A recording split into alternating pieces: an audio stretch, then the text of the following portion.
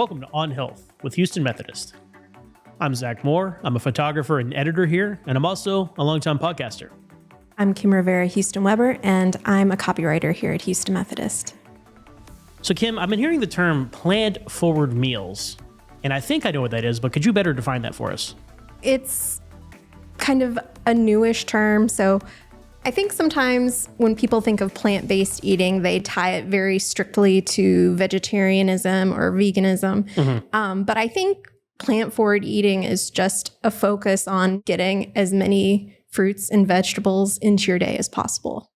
I've self-identified as a vegetarian off and on since I was in my teens. I'm kind of on again, as it were. And, I still eat fish, I'll still eat meat here and there, but I'd say what I'm doing 90% of the time is really plant-forward eating. And it's just, I'm trying to eat as many fruits and veggies as I can during the week. And so far I've been pretty successful.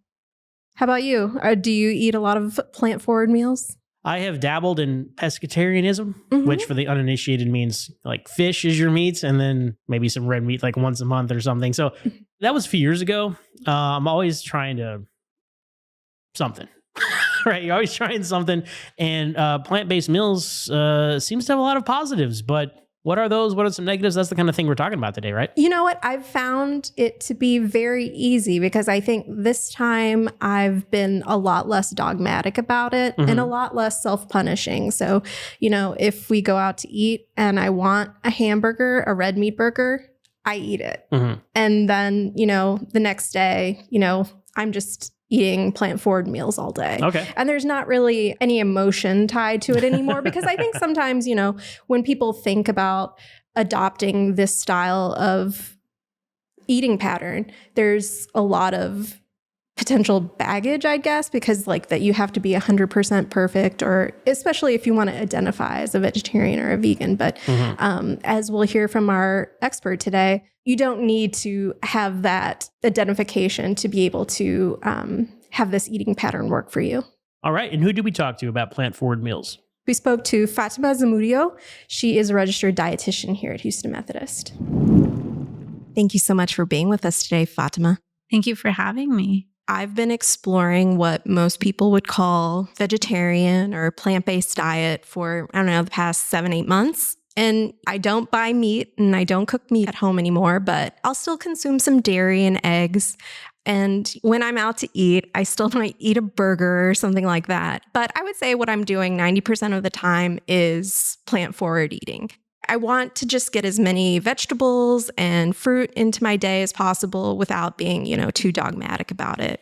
So to start, I'd love to know what the health benefits are of a plant-forward diet and what kind of benefits can we see once we start incorporating more plant-forward meals into our diet?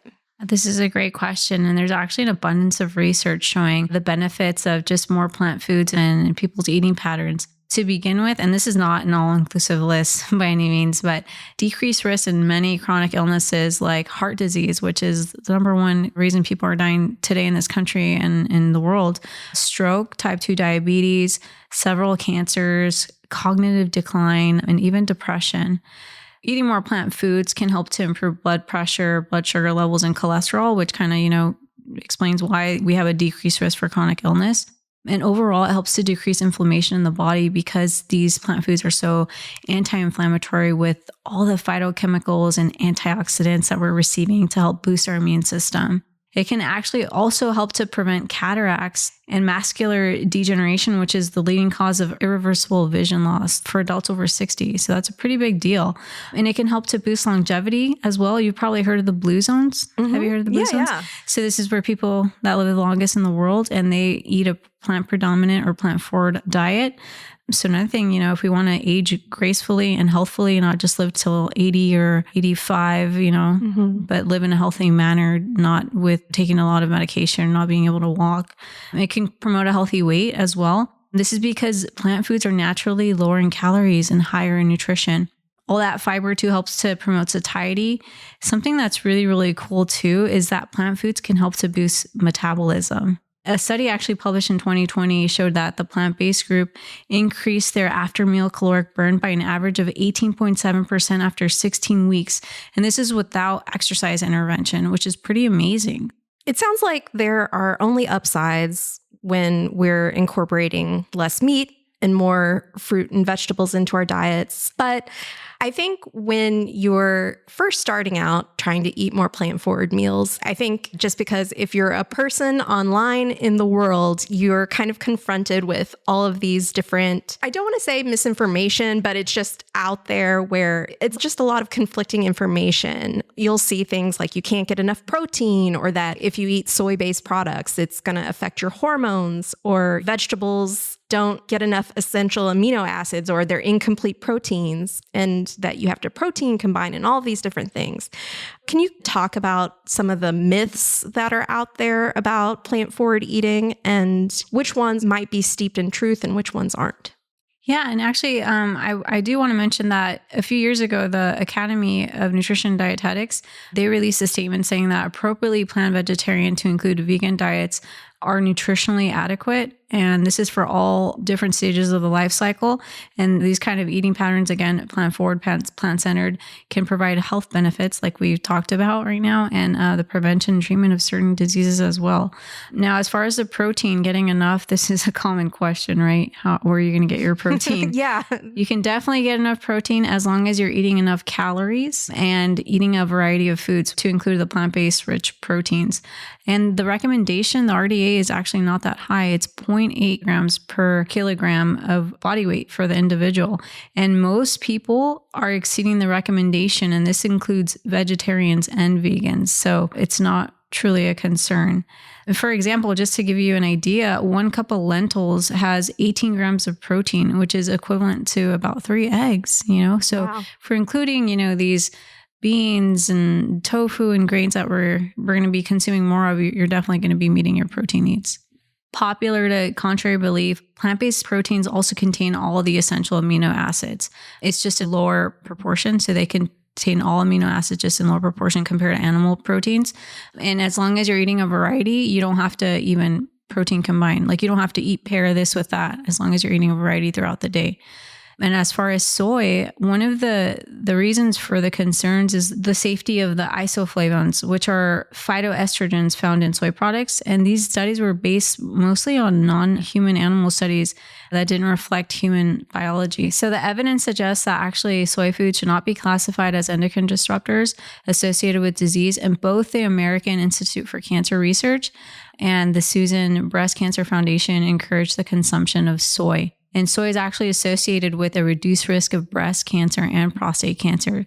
And populations who regularly consume soy, like China and Japan, have much lower rates of these cancers compared to the United States. Wow. And they can be part of our balanced diet and safely consumed a few times a week. They're a great source of protein, rich in B vitamins, fiber, potassium, calcium, and magnesium. I would just recommend the best way to consume is through like tofu, soybeans, edamame, soy milk. So some of these less processed food options. But it's not a superfood either. So if somebody doesn't like soy, they don't have to eat it. They don't like tofu. Yeah. But if you do, it's completely fine to consume in your eating pattern. Yeah, I'm sure we'll talk about people not liking tofu later. Yeah, poor little tofu gets a bad rep. I know, but I don't know. I feel like it's a sponge. It just takes up whatever flavor you put on it. But exactly. I agree. Kind of to that point, a lot of Americans are raised with this kind of concept of, when you think about your plate has a meat and 2 sides, like maybe 2 vegetables or something like that. Meat is usually the centerpiece of whatever meal you're having. We think of vegetables as kind of the side stars of the plate. For a lot of people, when you take meat out of the equation, it's very confusing because it's like, well, what am I going to eat? What's my plate going to look like? When we're thinking about incorporating more plant-forward meals, how should we be thinking about the makeup of our plates? And is it as simple as just making vegetables the star of some of our favorite meals? Like, instead of my chicken parmesan, I'm making a mushroom parmesan or something like that? Well, I would say not just veggies. Definitely we want to include the veggies, right? But the center stars of our plates, the healthy carbohydrates, if we're adding the plant-based proteins, definitely, and the vegetables. You're right. Here in the United States, it's like, what are we having for dinner? Is this steak? We're having chicken, and that's usually half of the plate or more. And then the veggies are kind of like to the side, like, ooh, maybe they make it, maybe they don't. So when we're thinking about dinner or lunch or breakfast, like, what are the veggies we're going to have? What's my healthy carb? Whether that's a whole grain or a potato or a sweet potato or another starchy vegetable or beans, thinking about it that way instead of, like you said, the chicken or the animal protein. So not just the vegetables, because we don't just want to consume mostly vegetables because we're not going to get enough calories with just veggies. So we want to make sure that we have that healthy carbohydrate and the plant-based protein as well, and a healthy fat too. You kind of mentioned it before. So when we're thinking about getting enough protein, which doesn't sound like it's as much of a problem, but what types of the plant-based protein should we be incorporating? And what might that look like for different meals throughout our day? Beans, definitely. They're a powerhouse of fiber and protein, and they're one of the blue zone staples. So another reason that it's a great plant-based protein. Tofu, which we talked about a little bit. Tempeh, which is another form of tofu. Different whole grains like oats, quinoa, farro, millet, buckwheat. Some of these whole grain pastas too, and whole grain bread. Nuts, seeds, and nut butters, soy milk, preferably unsweetened. And even some vegetables have a decent amount of protein, like Brussels sprouts, broccoli, a russet potato, a medium russet potato has about 4 grams of protein. So maybe these foods are not higher sources, but we can see if we're including different variety of plant foods in our meals and eating pattern overall, we're going to be getting protein from different sources. And as far as in meals, breakfast would be something like tofu scramble with vegetables and maybe a whole grain tortilla, or a smoothie made with soy milk and fruit veggies, but then also nut butter or seeds, or oatmeal with soy milk and some nuts and fruit. And then lunch, you could do like a bowl meal with quinoa or brown rice with beans, or wraps like black bean veggie wrap with sweet potato or hummus. For dinner, you could do a pasta with tofu or plant-based like ground meat. You could do something like a black bean burger with a whole grain bun. You could do, instead of an all meat chili, you could do a 3-bean chili over like a baked potato or a baked sweet potato, or a stir fry using edamame, chickpeas. If you don't like tofu, chickpeas are typically great in like Asian stir fries as well. All of that. I'm really getting hungry. I've been a vegetarian off and on in my life. In my experience, I think when people first get into plant-forward eating, they might gravitate toward meat alternatives, such as plant-based burgers and sausages. And there are so many of these meat alternatives out there available now, like way more than when I was like trying to be a baby vegetarian in like the 90s. What should folks know about this imitation meat, and can we eat too much of these? And is it really benefiting us if our one plant-forward meal that we're planning for the week is just simply swapping out that meat-based hamburger for a plant-based one we get at the grocery? Yes, like you mentioned, these vegan nuggets or burgers, like Impossible or Beyond Meat, are growing in popularity. And even though these are plant-based, they're generally highly processed. Yeah. I would recommend treating these foods as transitional foods for individuals that really want to decrease their meat intake, because they have a similar nutrition profile to burgers like the Impossible and the Beyond Meat. Their saturated fat content are going to be pretty high. Or saving these for special occasions. Like if you're going out to dinner and you don't want to eat a red meat burger, and so you want to try the Impossible burger on the menu, or you're going to a barbecue, this would be a good way to look at it.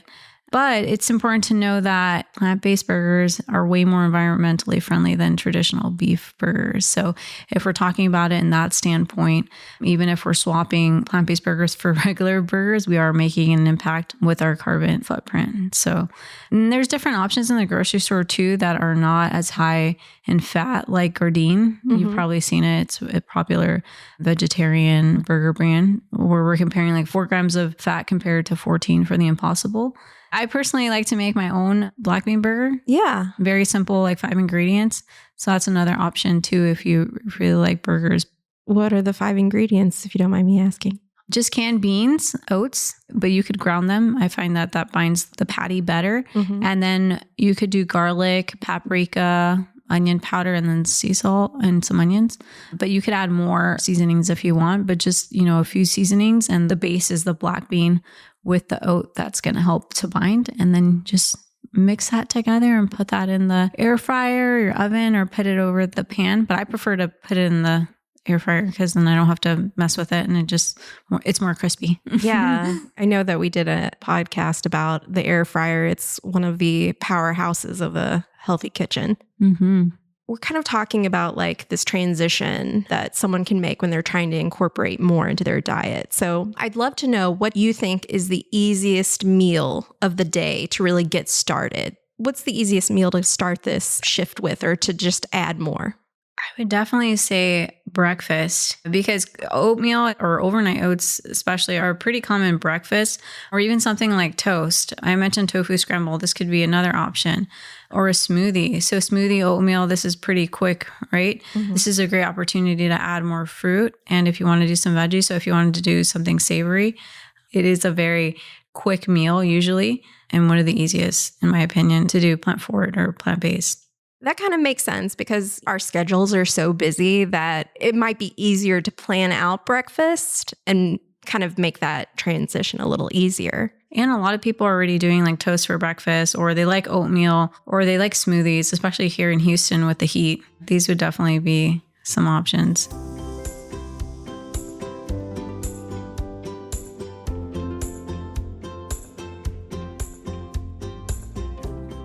In addition to the health benefits Fatima mentioned, plant-forward eating can also help with reproductive health in both women and men.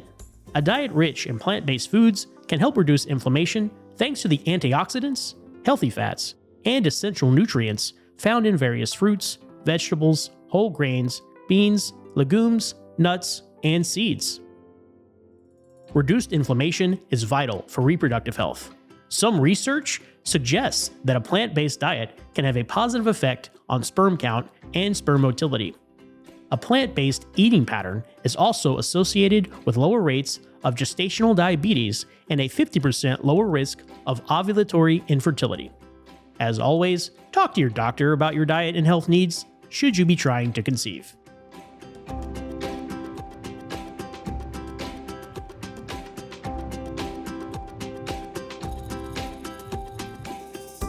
After the break, Fatima shares more practical tips for making plant-forward meals. From annual checkups to managing chronic conditions, your healthcare should be personalized to you. At Houston Methodist, our primary care doctors provide customized care for you and your family, with more than 40 convenient locations across Greater Houston. We offer a variety of ways to get care, from in-person and virtual appointments to same-day visits when you're sick. Choose your doctor and schedule online at houstonmethodist.org/stayhealthy. Houston Methodist, leading medicine. Do you have any suggestions for like quick, easy meals that are plant-forward? Focusing on the three main components makes it easier to just wrap your mind around too. Like what's going to be my healthy carb for the meal? What's going to be my plant-based protein or lean protein? Because plant forward, as you know, is not completely vegetarian or vegan. And then my veg. So keeping those three components in mind.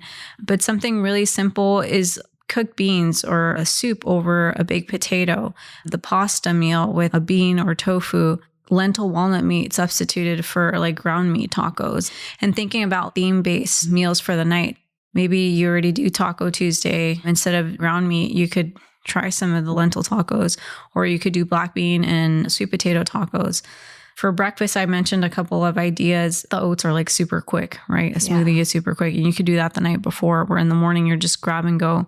Another really easy thing is just like a pita bread stuffed with chickpeas and some greens, or a salad. So if we think about the three components, that we're just kind of swapping and switching up the ingredients to make it more simple in our mind. And that balance is really important, because if we're just eating vegetables, we're not going to be getting enough energy. So we're going to be feeling hungry and be like, this doesn't work, or, I'm not feeling well. So really important, that balance with the meals. At the top, we talked about when you're consistently incorporating more plant-forward meals, you're going to see the benefits of them, right? How do you counsel someone when they're trying a more plant-forward eating pattern and they're just like, this isn't working? What do you say to them? Well, looking at what they've been doing, but encouraging to start with the meals that they already enjoy. So kind of just modifying their favorite meals already. So if that's a certain pasta, if that is pizza, how can we add more to this instead of thinking like, I have to take all this away and start from scratch, but more, vegifying your favorite meals already.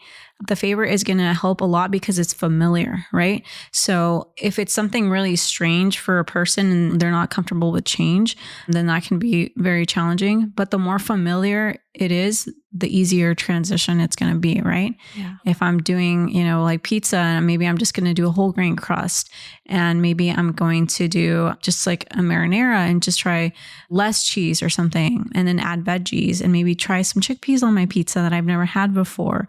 I would say that starting with more familiar meals and modifications. I think it's pretty clear on the On Health podcast, I'm the foodie of the group. So where do you have suggestions where someone can find nutritious plant-forward recipes to get excited about it? Forks Over Knives. I don't know if you've heard of the website, or they made a documentary years ago. Yeah. But they're one of the biggest recipe sources for plant-based meals. And they have tons of different 30-minute dinners, or how to cook with grains, or bean-focused recipes, a lot of different categories that I think would just be fun to kind of just take a peek at and see that plant-based eating can be so delicious. Yeah. And simple too. The Blue Zones also has a recipe section on their website. Another one that's maybe not as popular here, but it's a Canadian home chef. It's called Plant You, the website. And she just tries to do like really simplistic meals as well. That, is very beneficial, right? Because we don't want to be in the kitchen. We don't, especially during the week, right? We want simple, nutritious, and not like 30 ingredients. Yeah. Well, you kind of bring up a point, because I think maybe that initial transition when you're trying to do more plant-forward cooking, you might think like it might be too much too soon, where it's like, I don't know how to cook tofu and all of these things. So like being able to find explainers out there and maybe more simple recipes is kind of maybe the way to go. Definitely knowing that there's going to be some trial and error, right? Especially I feel like with tofu, it was a trial and error for me. So it's totally fine that just having that in the back of your mind, and that it's going to take some time, right, to plan. And knowing that it's okay to embrace convenient foods like frozen veggies, frozen fruit are great for smoothies. Canned beans are totally fine. I would just recommend like low sodium, no sodium, just so that we can modify it ourselves. And like pre-washed veggies. So shortcuts are okay for healthy eating. And this includes plant-based eating. Something else that I was going to mention too, I don't know if you've ever heard of the Dinner Daily. And this is a service-based resource that you can select your eating preferences to include like more vegetarian and vegan. And what it does, it shoots out like recipes for you and creates a grocery list, and it's tied to the grocery store that you go to. For Texas, I believe it's only H-E-B and Whole Foods. So this could be a great way to get some, it's kind of like a meal planner essentially. And it's fairly inexpensive. Yeah. I've definitely identified as a vegetarian at different points in my life. Not everyone is going to want to go and be fully plant-based. And there's a myriad of reasons why someone would self-identify as a vegetarian or a vegan. So for those folks who might turn away from more plant-forward eating just because they're concerned about labels for whatever reason, what would you say to them to encourage them to incorporate more fruits and vegetables and try out plant-forward eating? I would say simply focusing on adding more instead of having a mentality of restriction, but just adding more plant foods to their meals that they already enjoy, and being flexible. And definitely no labels needed, It's not necessary to say I'm this or that, because it kind of makes people feel sometimes like they're in a box. And the reality is that only a very small portion of the population is completely plant-based vegan. And it's going to fit more people's lifestyle if we're flexible. So thinking of how I can add, a whole grain or fruit to my breakfast, or more veggies to my lunch and dinner. Snacks are a great opportunity too to incorporate more fruit with nut butter or veggies with hummus. Just knowing that there's no perfect eating pattern, but any steps towards, more plant foods is beneficial.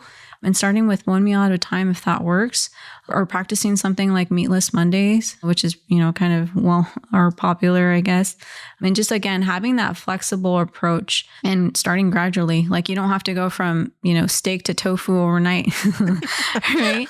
Perhaps just focusing on smaller portions of meat and animal proteins, not complete elimination, and really having fun with it, seeing it as adventure. Like, I'm going to explore, how to include more plant foods in my eating pattern, but in knowing that it can be very delicious and fun to eat more plant-based foods.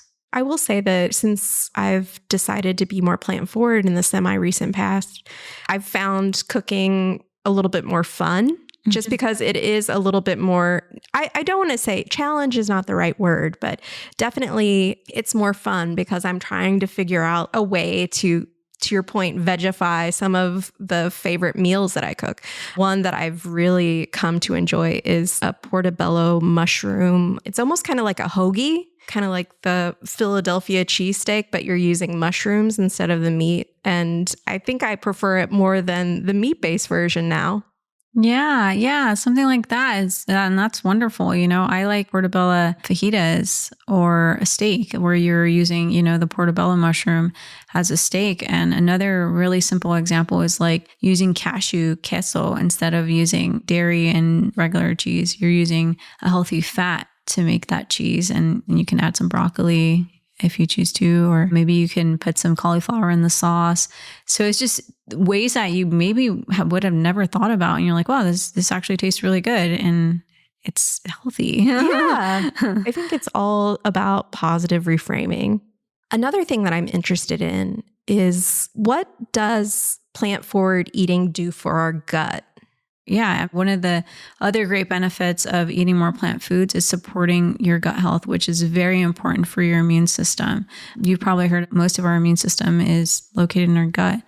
So this all ties in with the decreased risk of illnesses, but we're really not just feeding ourselves. We're feeding the bacteria in our bodies, and they really like the good bacteria in our bodies.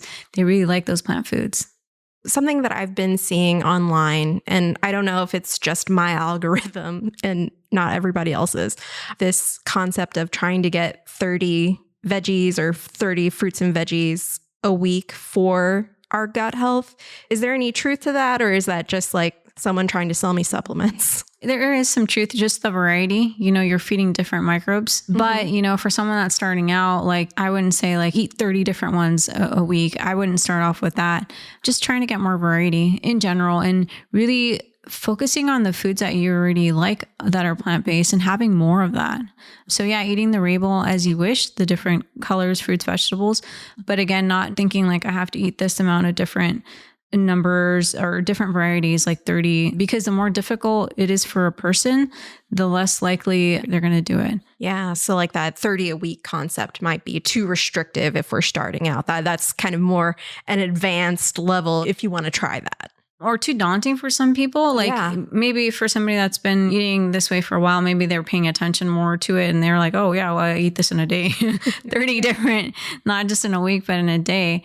But yes, it's beneficial to eat a variety of plant foods, but we don't have to hone in on the number of like counting if we don't want to.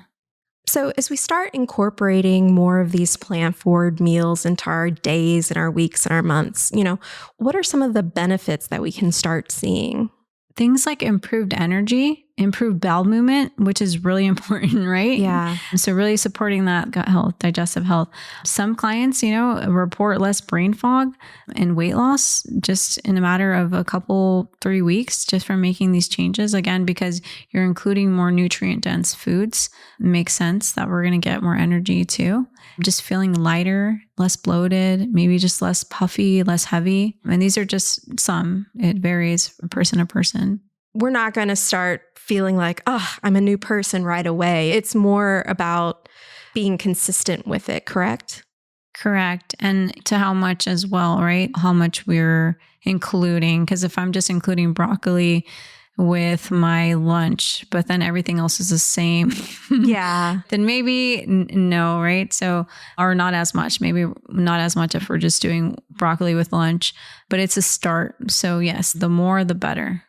That's a really important message, that once you get started, there's always the opportunity to keep going and add more plant forward meals, and then will come the change.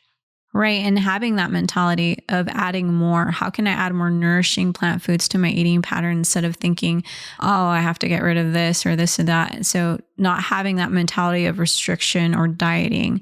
So embracing more of adding more nourishing foods, being flexible and just gradually what's going to work for you or what is going to work for the individual. Whether it's starting with one meal, maybe just focusing on aiming to have half of their plate vegetables for like 1 to 2 meals, or maybe I'm going to do meatless Monday. So it kind of just depends, and depends on the individual. Some people want to go hardcore like overnight, right? Yeah. Some people are like, no, I'll just, one thing at a time, and that's fine. Yeah. Mm-hmm. Yeah. Different strokes for different folks. Mm-hmm. I want to thank you so much for this conversation today. It's made me feel better about the path that I'm on with my plant forward eating. And I'm really encouraged to keep going, and maybe, I don't want to say be more hardcore, but certainly it's an exciting way to approach nutrition. And I just want to keep going. That's wonderful. Well, I was happy to have been here. Thank you for having me. So a lot of great tips from Fatima there. The one that stuck out most to me was start with foods that you like, right? And then make adjustments to those, as opposed to starting out with something completely foreign to you that you might not like at all. And that's going to be a good kind of stepping stone, or just that could be what you do, period. You don't have to completely reinvent your diet here. I loved that she said that, because I think that's where I've had the most practical success in my personal life, where it's just, instead of making chicken piccata, I've made cauliflower piccata, and it's been delicious and I love it. And so being able to find the flavors that you like, and maybe it was a meat forward dish before, but you're finding a vegetable or a plant-based protein that you can swap in for that, and it still is good. Yeah. Mushrooms, cauliflower, you mentioned that. Like these beans, right? These can be your friend. Like she talked about, instead of meat chili, bean chili, a 3-bean chili, right? Yeah. So there's lots of options out there that you can just make these minor adjustments that are going to add up over time. Yeah, so that tip where we're vegifying our favorite meals kind of lends to what another thing she said, which is that we should really focus on what we're adding to our diets versus putting so much focus on that meat that we're taking out of our diet. So, because we talked about the sort of meat alternatives, so like the plant-based burgers and sausages that exist. Do you like those? I have them on hand in my freezer, but kind of like Fatima said, like I only kind of trot them out for certain occasions. And it's usually when I'm feeling lazy and I don't know what I want to cook. And so it's between making this thing that I have in the freezer versus using a food delivery app. So it's a laziness, effort, money reason, not a health it's like reason. it's kind of like a health reason. So it's like you've bought them already. So you've already made that choice, right? Yeah, I've made the choice. There was a coupon or something, and so they're in my freezer.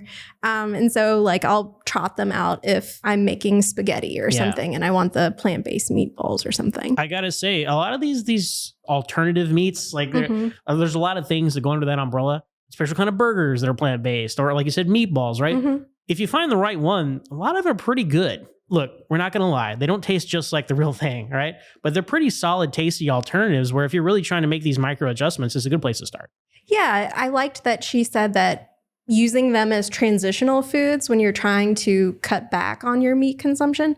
I think that that's a great way to get started. So if you're swapping out that burger that you make at home once a week for a plant-based burger, it might be the better choice, but it's not something that we should be leaning heavily on in our diet.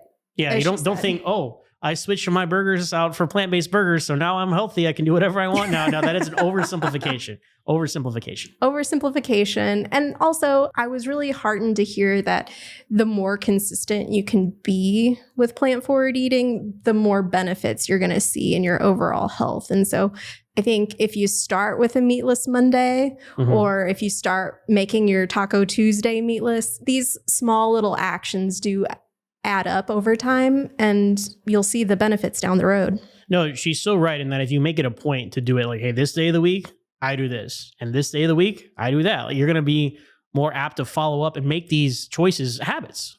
For sure. And, she said that the easiest meal of the day is often breakfast to kind of get yourself started with this eating pattern. So have a potato breakfast taco.